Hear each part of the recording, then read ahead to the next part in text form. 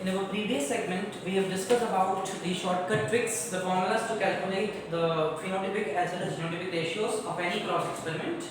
Now, in this segment, we will be discussing about the few genetical problems associated with the monohybrid cross experiment or in general genetical problems that we have studied before also. The theoretical part we have studied, but the application part discussion is there. So, the first question is, using a Punnett square, work out the distribution of phenotypic features in the first filial generation. That means whatever cross we are going to perform, we have to perform that cross for only one generation, that is filial 1. So the cross is we have to perform till F1, that is filial 1 or first generation. So what question has asked you is, using a Punnett square, work out on the distribution of the phenotypic features in the first filial generation after a cross between homozygous female and a heterozygous male. Homozygous female and heterozygous male. Clear? For a single cross, that means what we have to give? We have to give the percentage or the ratios of F1. This question is asking this only. Again I am repeating that using a Punnett square, that is the box square, we have to work out on the distribution of the phenotypic features, that is the phenotypic ratio in general, of the first filial generation. That means we have to perform the genetical cross till F1 only. We don't have to do or go for F2. After a cross between homozygous female and heterozygous male for a single cross, that means for one cross only, we have to give the phenotypic features. Now they have given homozygous female and heterozygous male. That hint is given in the question itself, but for which trait or for which character, that they have not given. In such situations or in such circumstances, when the characters or traits are not given, we can select any character that we want. We can select any character that we want, because if we are going to select any character, the result would be same only. So let us discuss about the height. So we are using the trait. Here is, let us say, height. We know the two forms of, that is the tall, capital T for tall and small t for dwarf height, that we know. So heterozygous male, capital T, small t we can write. When it is crossed with homozygous female, let us say the female is homozygous, okay, heterozygous male, that is capital T, small t, heterozygous, that means two different type of zygotic conditions. If it was homozygous, we can write capital T, okay, but it is given as heterozygous, so we have written capital T, small t, and homozygous female. Let us we have written homozygous female as small t, considering it as a recessive parent. So the gametes that are produced, capital T, small t, here small t gamete will be produced. Just we have to prepare the Punnett square.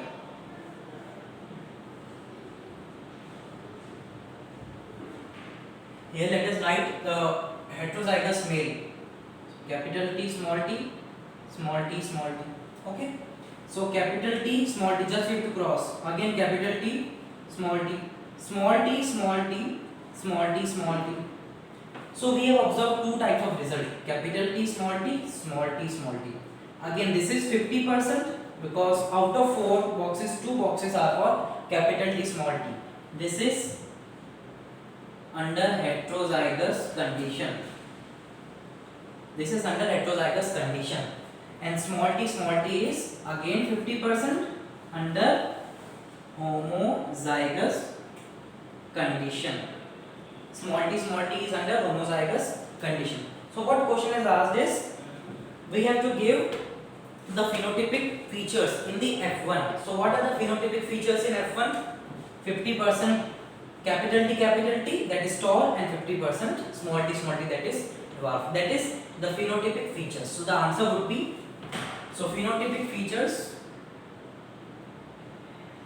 in F1 are 50-50%, or you can also write 1:1. 1 ratio. This is in terms of percentage and 1 is to 1 in terms of ratio. So this is the first genetical problem that is associated using the laws. Now let us discuss about the second problem. The second thing is, let me rub this first.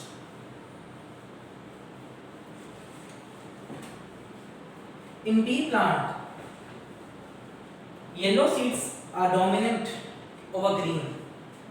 Yellow seeds are dominant over green. So question number 2 is, and remember these questions or genetical problems are very important for competitive exams, so you should not neglect this segment. So in pea plant, yellow seeds, they are dominant over green seeds. That means the seed color which is yellow, the yellow color is dominant over green seed. That is the seed which are of green color.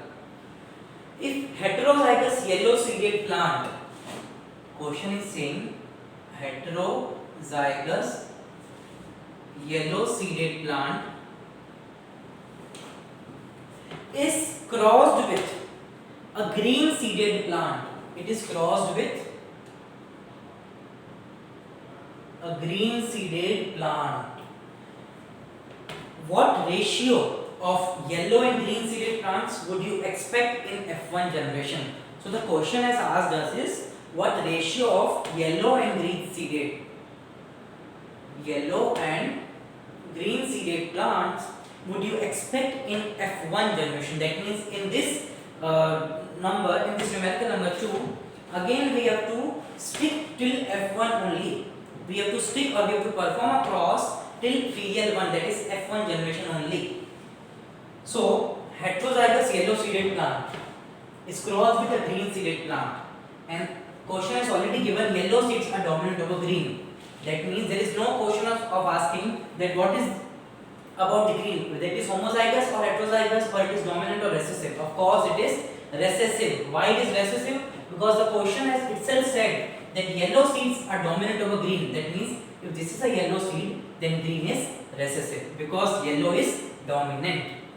Now let us discuss or let us write about the genotypes or the genetic makeup of these plants or cells. Yellow seeded plant, homozygous, heterozygous. Let us say this capital Y is for yellow and small y is for green. Small y, why I have not written small g? Because you should not be confused with the capital Y or small g or capital G. So as per the Mendel rules only, actually it is not a rule, but traditionally it is accepted that whatever we are using for the dominant trait, the same alphabet in the lower case we have to use for recessive trait. That also we have discussed in the previous videos. So this is for yellow and this is for green. Heterozygous yellow, I cannot write it as capital Y because it is heterozygous. If I am writing it as capital Y, it is homozygous. So heterozygous would be capital Y, small y, simple. And it is crossed with the green seeded plant. Green, we know as per the question, it is recessive. Mind well, it is not written, the recessive word is not written anywhere in the question, but it is just an application of mind. How? Because it is question is itself saying that yellow is dominant over green. That means green is recessive and yellow is dominant. So green, small y because it is recessive. So we will use a lower case. First step is to prepare the gametes.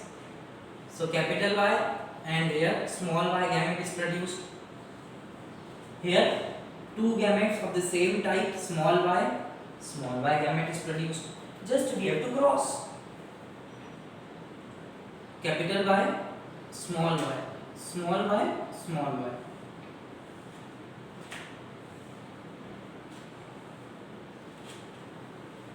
So after cross, let us fill the boxes also. Capital Y, small y. Simple capital Y, small y. Small y, small y. Again small y, small y. Question has asked us is, what ratio of yellow and green seeded plant would you expect in F1 generation? So we have to find out only yellow and green seeded plant, the ratio. So let us see. If it is capital Y, small y, capital Y, small y, two boxes, yellow is dominant and green is recessive. So these two are yellow. Question has asked us is, what ratio of yellow and green seeded plants would you expect in F1 generation? So they have asked about yellow and green seeded plant. This is small y, so this is green. So again the answer would be 50:50, that is 1:1. How 1:1? Because this is for yellow and this is for green. Clear? So this is how the calculation part is done, and slowly and gradually we will discuss few more geometrical problems also.